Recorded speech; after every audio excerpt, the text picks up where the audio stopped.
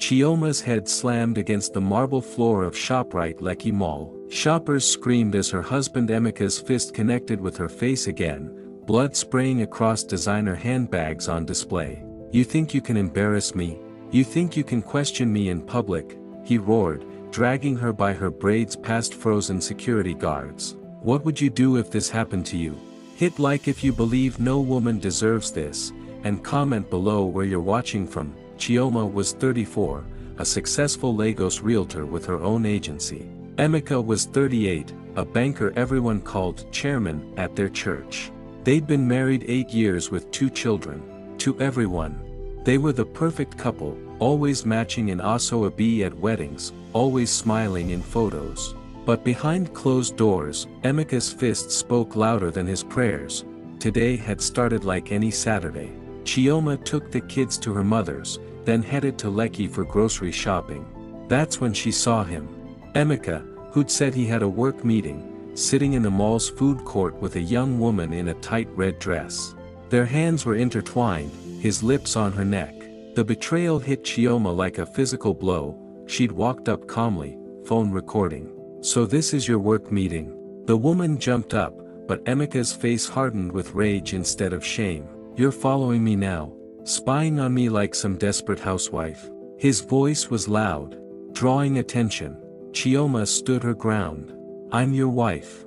"Who is she?" That's when the first slap came, so hard her phone flew from her hand. People gasped but no one moved. The second blow knocked her down, and then he was on top of her, punching, kicking, screaming about respect and obedience. The woman in red ran. Security finally pulled him off, but the damage was done.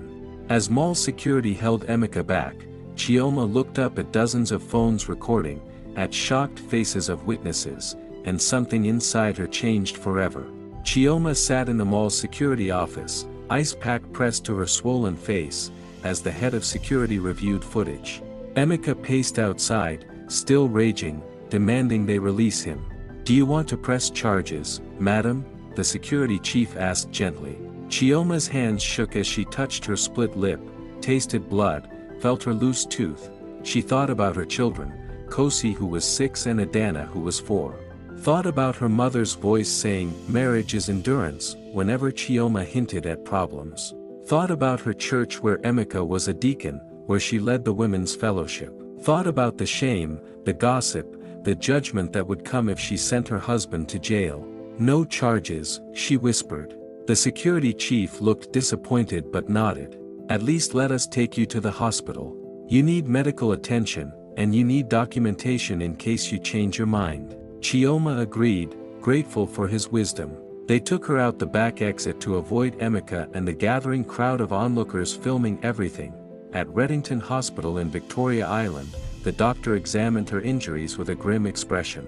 Fractured cheekbone, possible concussion, bruised ribs, multiple contusions. "This wasn't the first beating, was it?"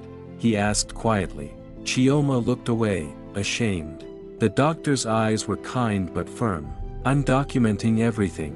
And I'm required to report domestic violence.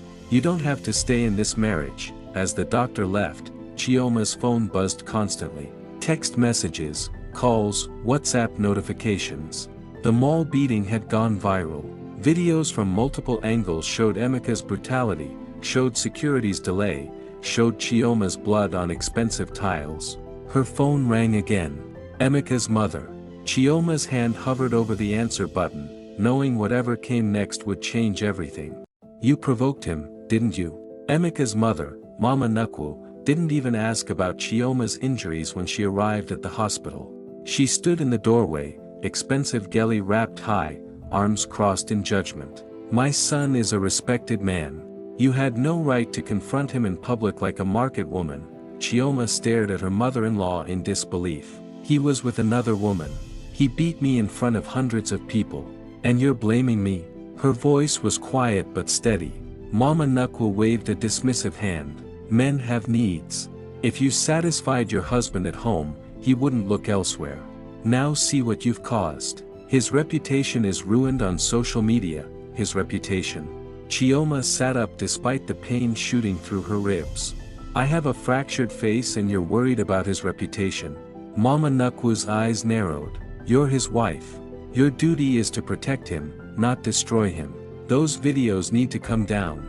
You need to post that you forgive him, that it was a misunderstanding. Before Chioma could respond, her own mother, Obiageli, burst into the room.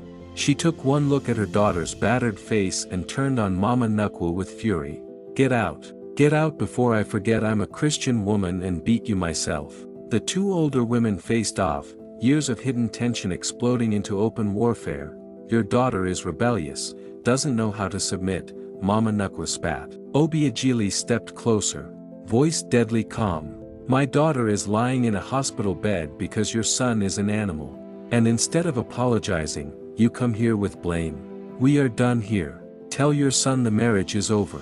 As Mama Nukwu stormed out, Chioma felt something break and reform inside her.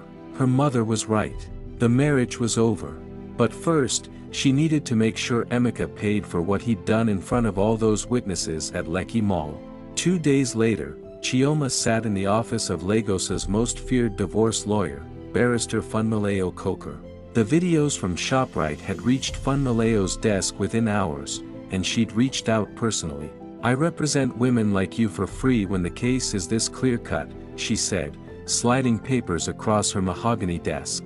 And your case is crystal clear. Funmilayo was 50-something, sharp-eyed, with a reputation for destroying abusive husbands in court. She'd gotten wives million naira settlements, full custody, and criminal convictions. The mall footage is gold. Multiple angles, clear view of his face, witnesses everywhere. He can't claim you attacked him first. He can't claim anything. What about my children? Chioma asked, the question that had kept her awake both nights. Funmilayo's expression softened. We'll fight for full custody. With documented abuse and viral video evidence, no judge will give him custody.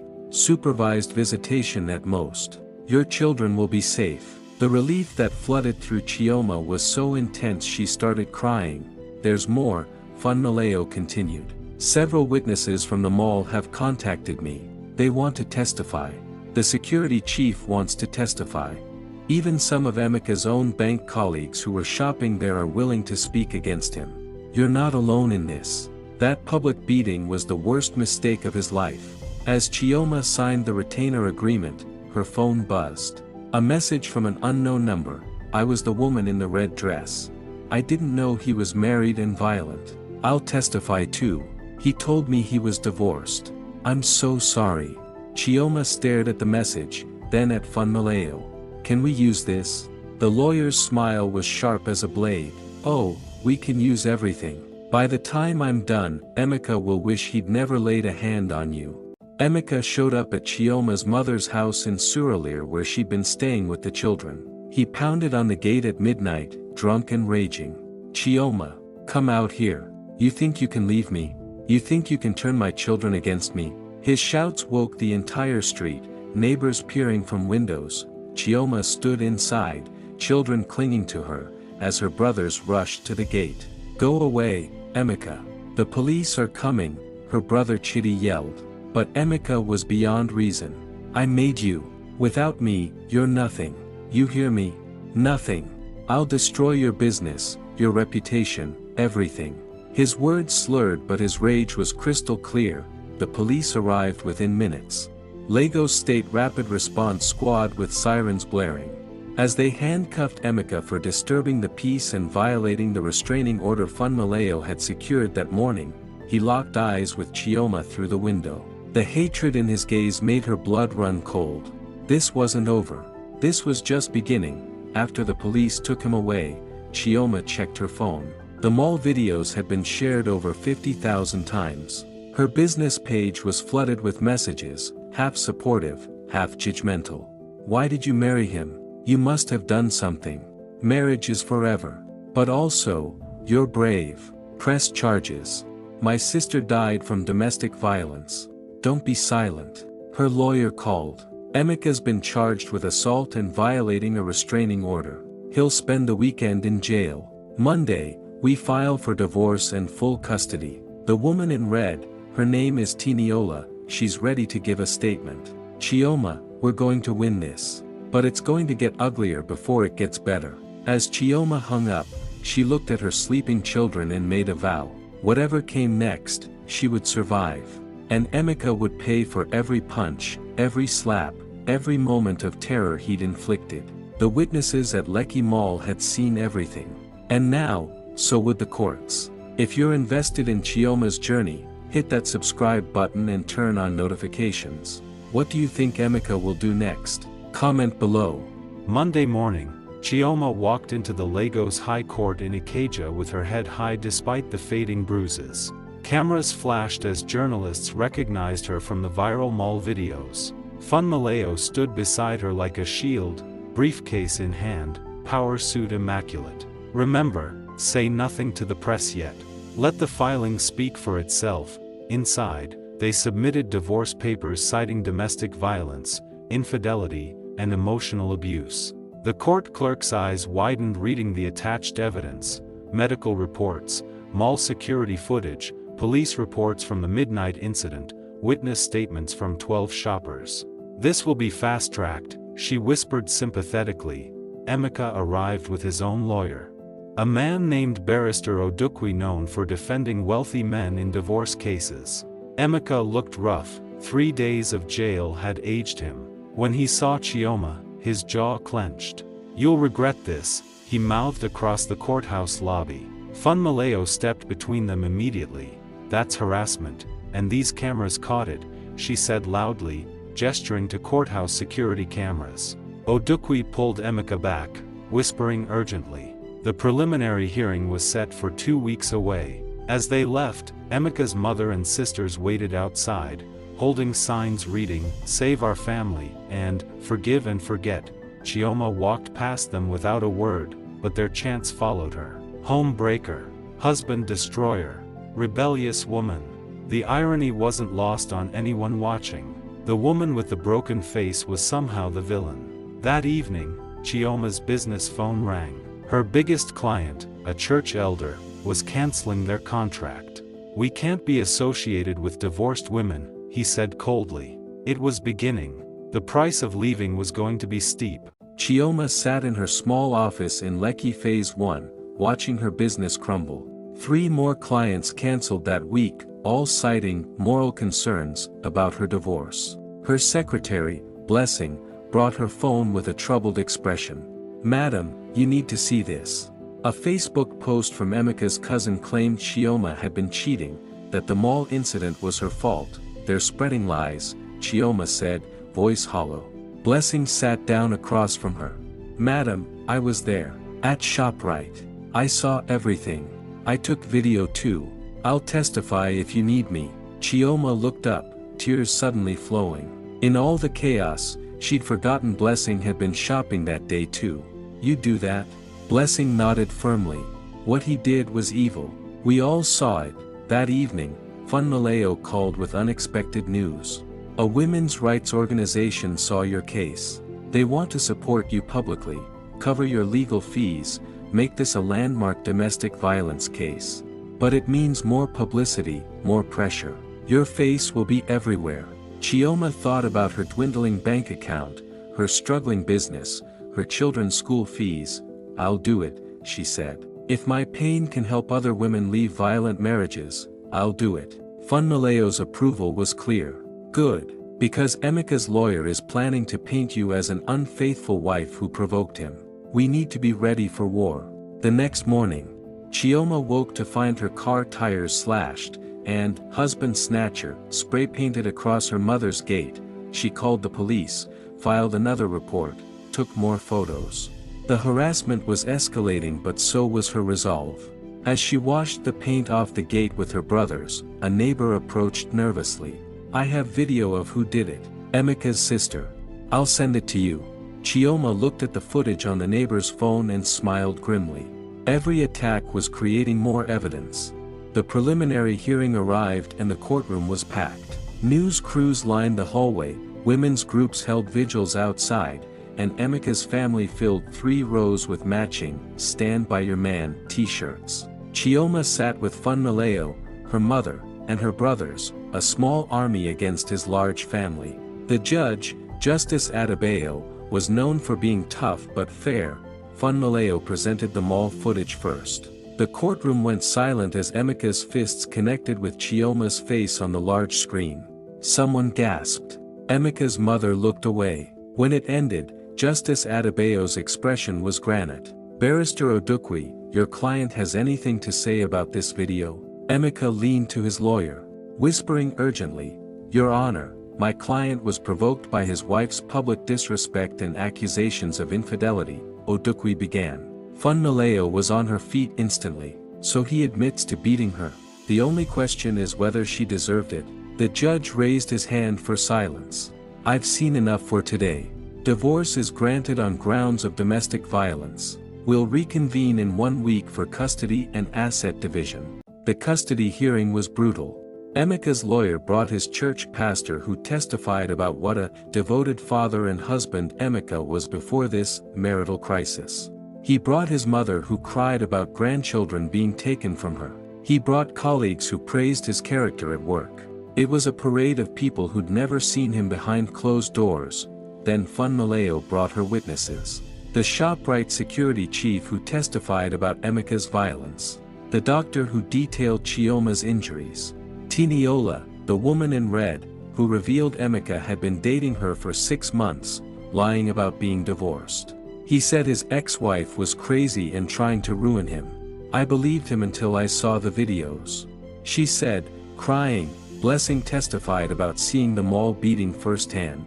Chioma's neighbor showed the video of Emeka's sister vandalizing the gate.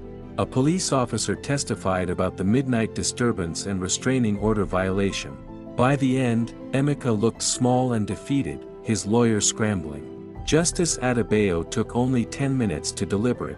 Full custody to Mrs. Chioma Okafor, supervised visitation for Mr. Emeka Okafor twice monthly at a neutral location. Mr. Okafor will pay 70% of his salary in child support and alimony. He is ordered to continue anger management therapy and remain 500 meters from his ex-wife at all times. The gavel struck and Chioma's knees nearly gave out with relief. Outside, women from the advocacy group cheered and hugged her. Reporters shouted questions about her victory for domestic violence survivors.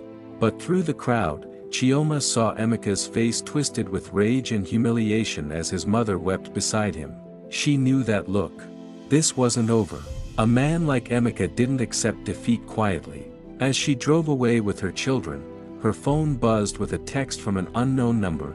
"You won in court, but you'll lose in life. Watch your back." 2 months after the court victory, Chioma's business was finally recovering. New clients came specifically because they'd seen her story, women who wanted to support a domestic violence survivor. She'd been interviewed on 3 radio shows and a television program about standing up to abusive marriages. Her face was becoming synonymous with courage and survival in Lagos, but the harassment continued. Threatening calls from blocked numbers at 3 a.m. Dead rats left at her office door. Her social media flooded with cruel comments from fake accounts. "Your children will grow up fatherless because of you. You're the reason marriages fail in Nigeria. God hates divorce." She reported everything but the police could never trace the sources. Then her daughter Adana came home from school crying. "The teacher said Daddy won't see us anymore because Mommy is wicked." "Is that true, Mommy?" Chioma's heart shattered. She called the school immediately and discovered Emeka's mother had been volunteering there, poisoning teachers and students against her. The principal was apologetic but passive, unwilling to ban a generous donor. Chioma pulled both children from the expensive private school and enrolled them in a different school across town. It was further from home and not as prestigious, but at least they'd be safe from his family's influence. That evening, as she prepared dinner, Kosi asked quietly, "Mommy, why did Daddy hurt you?" The question she'd been dreading but knew would come. She sat both children down and explained carefully, age-appropriately, about love not including violence, about safety being more important than keeping secrets. Sometimes grown-ups make very bad choices. Daddy made bad choices that hurt me, and now we have to stay away from him until he learns better. As her children hugged her, Chioma's phone buzzed. Funmilayo calling urgently. Emeka filed an appeal. He's trying to overturn the custody ruling. We're back in court next month. The appeal hearing felt like reliving a nightmare. Emeka's new lawyer, a woman named Barrister Adiz, argued that the court had been biased against men, that Chioma had manipulated the system with viral videos and feminist groups. My client made one mistake in a moment of provocation. He's been punished enough. His children need their father, Funmaleo countered hard. One mistake. He fractured her cheekbone. He violated a restraining order. He sent threatening messages. This isn't one mistake, it's a pattern of abuse and control. She presented the new evidence, screenshots of threatening texts, photos of the vandalized gate, recordings of the 3 a.m. calls that Chioma had finally managed to trace back to Emeka's phone. Justice Adebayo listened to both sides, his face unreadable. After 2 hours of arguments, he called a recess. Chioma sat in the hallway, anxiety eating at her. What if they reversed custody? What if her children had to go back to that house, that violence? Her mother held her hand tightly, praying under her breath. When court resumed, the judge spoke firmly. The appeal is denied. The original custody arrangement stands. Mr. Okafor, you are fortunate you're not facing criminal charges for continued harassment. One more violation and I will recommend prosecution. Emeka's face went dark with rage as his lawyer whispered urgently to calm him, outside, as Chioma celebrated with Funmaleo and the women's group. She didn't notice Emeka slip away from his family. Didn't see him get into his car with that dangerous look in his eyes. Didn't know that losing in court twice had pushed him past reason into something darker. By the time she got the call that evening, it was already too late. Madam, your office is on fire. Blessing's panicked voice came through the phone at 11 p.m. Chioma raced from Surulere to Lekki, her heart pounding. By the time she arrived, fire trucks surrounded her building, flames shooting from her second-floor windows. Everything she'd built for 10 years was burning. Her files, her furniture, her computers, all her client records, gone. The fire chief approached as she stood frozen watching the destruction. Arson. Someone poured petrol through the mail slot and lit it. We found the container. Chioma knew immediately who'd done it, but proving it was different. She called Funmaleo, who arrived within 30 minutes, still in her nightgown with a jacket thrown over. This is attempted murder if anyone had been inside, Funmaleo said, filming everything on her phone. We're getting the police involved tonight, getting security footage from every building on this street, and we're getting a protection order that puts him in jail if he comes near you. Chioma nodded numbly, watching her decade of work reduce to ash and smoke. By morning, security footage from the building across the street showed a figure in a hoodie matching Emeka's build pouring liquid at her office door at 10:30 p.m. His car was visible in the background. The police arrested him at his house at dawn. His mother screamed at the officers about persecution. His lawyer called it circumstantial evidence. But Chioma knew the truth. As she sat in the police station giving her statement, her phone rang. An unknown number. She almost didn't answer, but something made her pick up. Heavy breathing on the other end, then Emeka's voice, low and cold. I told you I'd destroy everything you love. Your business is gone. Next is you. The line went dead before she could speak. Emeka was released on bail within 48 hours despite Funmaleo's protests. He's a flight risk and a danger to my client, she argued, but his family had money and connections. He walked out of the police station with his mother and lawyer, cameras flashing. At the impromptu press conference, his mother declared, "My son is innocent. This woman has destroyed him with lies." She burned her own office for insurance money and sympathy.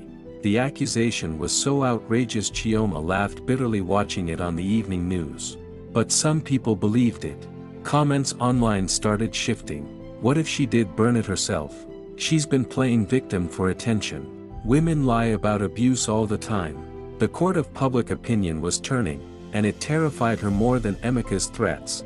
The women's advocacy group organized a press conference for Chioma. Standing before microphones and cameras, she told her truth simply and powerfully. I didn't burn my own business. I didn't break my own face at ShopRite. I didn't threaten myself or vandalize my mother's gate. All I did was refuse to die in silence. And if speaking up makes me a villain, then I'll be a villain who's alive, the clip went viral, even more than the mall beating. Women across Nigeria shared it with their stories of abuse. "Me too. My husband broke my arm. I stayed silent for 15 years. Within days, 3 more women came forward with stories about Emeka. Previous girlfriends he'd hit, colleagues he'd threatened. The narrative was shifting back. Then Chioma's lawyer called with shocking news. The woman in red, Tiniola, was found beaten in her apartment. She's in the hospital. She told police Emeka did it because she testified against him. Chioma, he's escalating. You need protection now. What do you think should happen to Emeka? Comment your thoughts below. Don't forget to subscribe." Chioma moved into a safe house arranged by the women's advocacy group while police investigated the attack on Tiniola. She couldn't see her children for their safety, couldn't go to work, couldn't live her life. Emeka had made her a prisoner without even touching her. The frustration and fear were suffocating, but Funmaleo assured her it was temporary. Tiniola identified him clearly. His DNA is under her fingernails. They're building a case for attempted murder this time, not just assault. He won't get bail again. But until then, Chioma was hiding like a criminal while Emeka walked free. The injustice burned hotter than her destroyed office. On day 5 in the safe house, Chioma's mother called frantically. "He came to the house looking for you. He had a gun, Chioma. A gun. Thank God the police arrived quickly because your brothers were ready to fight him." The news made Chioma's blood run cold. A gun meant he was planning to kill her. This wasn't just abuse anymore. This was a hunt. Police arrested Emeka again within hours, this time finding an unregistered pistol in his car along with photos of Chioma and notes about her routines. The prosecutor called it premeditated murder planning. But what chilled Chioma most was that his mother and sisters still defended him. He was just protecting himself, they claimed. She drove him to this, as Emeka was denied bail and remanded in prison awaiting trial. Chioma finally felt like she could breathe. Funmaleo visited the safe house with good news. The arson trial is next week. With Tiniola's attack and the gun, the prosecutor is confident about conviction. You might actually get justice. Chioma wanted to believe it, but part of her knew men like Emeka always found a way out. The arson trial began with Emeka looking defiant in the defendant's box. His new lawyer argued temporary insanity brought on by the stress of divorce and losing his children. "My client was not in his right mind. The public humiliation, the viral videos, the loss of his family, it broke something in him. He needs psychiatric help, not prison." Funmaleo destroyed that argument methodically. She showed the pattern of escalation, the mall beating, the midnight harassment, the threats, the vandalism, the arson, the attack on Tiniola, the gun and stalking photos. This is not insanity. This is a calculated campaign of terror against a woman who dared to leave him. He knew exactly what he was doing every single time. The security footage was damning. Emeka's face was clearly visible pouring petrol, lighting the match, watching the flames start before driving away. Witnesses testified about his threats. Tiniola appeared via video link from her hospital bed, face still bandaged, voice shaking as she described his attack. He said if he couldn't have respect, he'd have revenge. The jury deliberated for 3 hours. When they returned, the foreman stood guilty on all counts: arson, assault, stalking, illegal possession of a firearm, and attempted murder. Emeka's mother screamed. His sisters wept. But Chioma felt nothing but exhausted relief. The judge set sentencing for the following week. That night, back in the safe house, Chioma finally allowed herself to cry. Not tears of sadness but release. She'd survived. She'd won. Justice was happening. As she fell asleep, her phone buzzed with a message from Funmaleo. Sentencing tomorrow was moved up. Judge wants this done. Be ready at 9 a.m. This nightmare is almost over. Chioma smiled for the first time in months. The courtroom was silent as Justice Adebayo read Emeka's sentence. For the crime of arson, assault, stalking, and attempted murder, I sentence you to 15 years in Kirikiri maximum security prison. You are a danger to society and to your ex-wife. You will serve the full term with no possibility of early parole. Emeka's legs buckled. His lawyer caught him as his mother wailed from the gallery. Chioma sat perfectly still, letting the words wash over her. 15 years. Her children would be grown by the time he got out. She would be safe. She could rebuild her life without looking over her shoulder. The weight that had pressed on her chest for months suddenly lifted, and she could breathe fully for the first time since that day at ShopRite. As guards led Emeka away in handcuffs, he turned to look at her one last time. But instead of rage, his eyes held something else. Regret, realization. It was too late for any of it. He'd made his choices, thrown punch after punch, threat after threat, until there was no road back. Chioma looked away first, denying him even that final connection. Outside, journalists mobbed her with questions. How does it feel to get justice? What message do you have for other domestic violence survivors? Chioma took a breath and spoke clearly. Don't stay silent. Don't believe people who say marriage is endurance. Love doesn't hurt. Love doesn't destroy. Leave before it's too late. And if you stay until it's almost too late, know that there's still hope. The women's advocacy group held a celebration that evening, but Chioma was exhausted. She went back to her mother's house where her children were waiting. Kosi ran to her. Mommy, are we safe now? Chioma hugged both children tightly. Yes, baby. We're safe now. Finally safe. That night, she slept without nightmares for the first time in years. 6 months after Emeka's sentencing, Chioma stood in front of a new office building in Victoria Island. The insurance payout and donations from supporters had allowed her to rebuild bigger and better. Chioma Okafor Properties and Consulting gleamed in gold letters above the entrance. Blessing stood beside her, now promoted to office manager, both women grinning with pride. Her client list had exploded. Women specifically sought her out, wanting to work with someone who understood survival and strength. She'd hired 3 new agents and was looking for a 4th. The business that Emeka tried to destroy had risen from the ashes stronger than before. It felt like poetic justice. Her children were thriving in their new school. Kosi had made friends and joined the football team. Adana was in dance class and smiled constantly. They asked about their father occasionally, but the memories were fading, replaced by peaceful days and laughter. Chioma had started therapy for all 3 of them to process the trauma properly. She'd also started speaking publicly about domestic violence, partnering with the advocacy group to visit churches and communities. Her message was always the same. The witnesses at ShopRite saved my life by recording the truth. Don't look away when you see abuse. Don't stay silent. Be someone's witness. Her talks had inspired dozens of women to leave abusive situations. Then one evening, she received a letter forwarded from the court. Emeka's handwriting. Her hands shook as she opened it. Chioma, I'm sorry. I know it means nothing now, but I'm sorry for everything. Prison has given me time to see what I became. I don't expect forgiveness. I just wanted you to know you were right to leave. You saved our children from growing up like me. Thank you for being stronger than I deserved. Chioma read Emeka's letter 3 times, emotions swirling. Part of her wanted to tear it up, to reject his apology as too little too late. Another part recognized the courage it took to admit he was wrong, to thank her for saving their children from his violence. She folded the letter carefully and put it away. Maybe someday she'd respond. But not today. Life continued forward. Her mother suggested she start dating again, but Chioma wasn't ready. She was learning to be whole on her own first, to find her identity outside of wife and victim.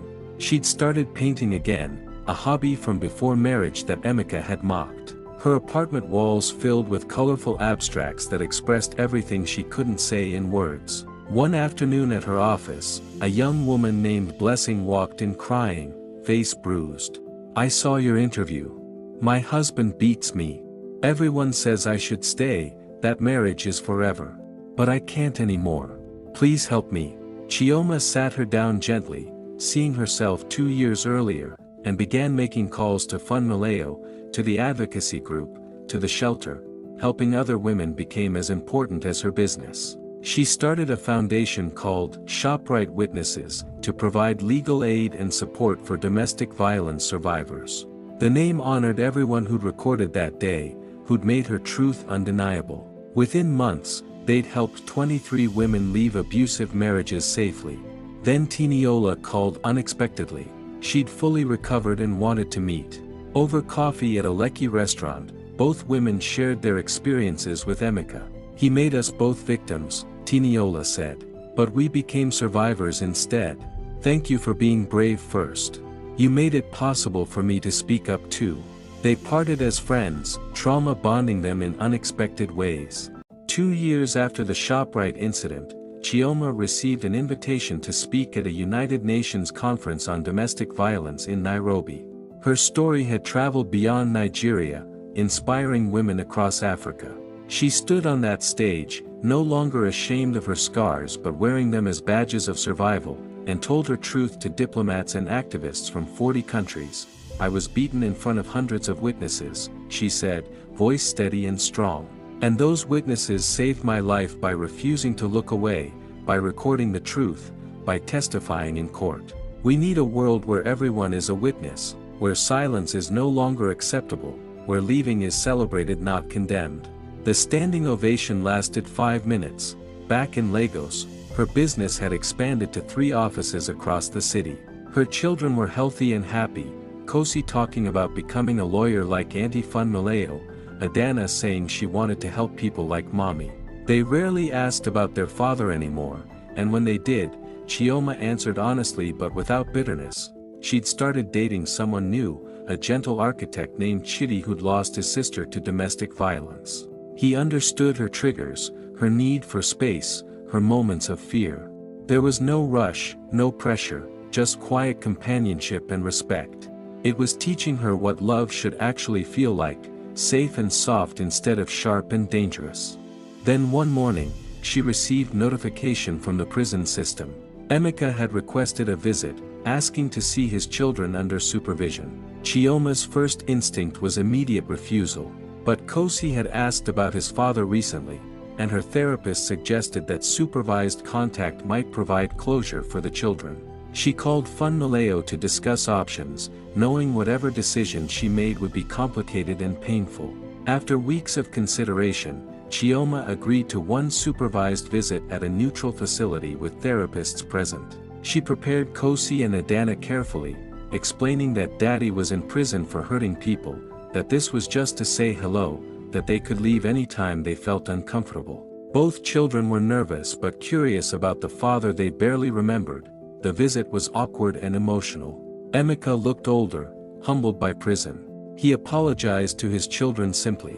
"Daddy made very bad choices and hurt people. I'm sorry you have to grow up without me, but your mommy is keeping you safe like she should. Listen to her. Be better than I was." Kosi nodded seriously. Adana just stared. After 30 minutes, they left. In the car afterward, Kosi asked, "Mommy, do you forgive Daddy?"